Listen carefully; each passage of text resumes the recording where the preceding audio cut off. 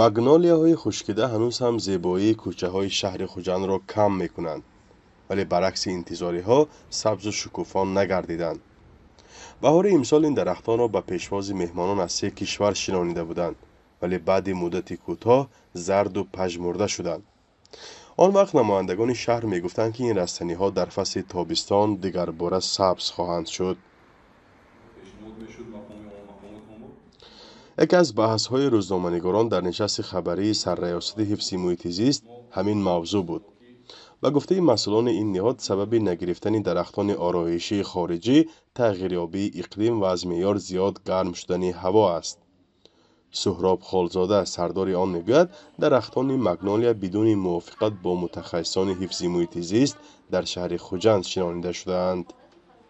طبق خلاصه متخصصان سرایت حفظ محیط زیست، سبب اساسیش این نادرست شناندن درخت و طرز حشر، یعنی که رعایت نگردیدن طرز شناندن درخت و با آب تامین نگردیدن. وقتی که متخصصان سرایت دیده برآمدن در این مسئله، یگام حجت‌های تصدیق کننده که از کدام منبع خریداری شده است نیست، اینو از طرف صاحبکاران همچون توفه وارد شدگان. با گفته خالزاده، حجم عمومی درختان خشک شده در ماه‌های سپتامبر و اکتبر معلوم می‌گردد. در همین حال مسئولان اداره آبادانی شهر میگویند که نه همه درختان خشک شده‌اند.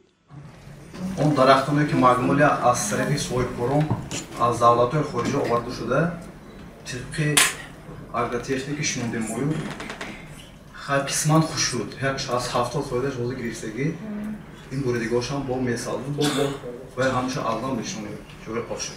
Айсоби адига шаҳр онданаш ва климат навкадагӣ аму исос мутобиқ меш.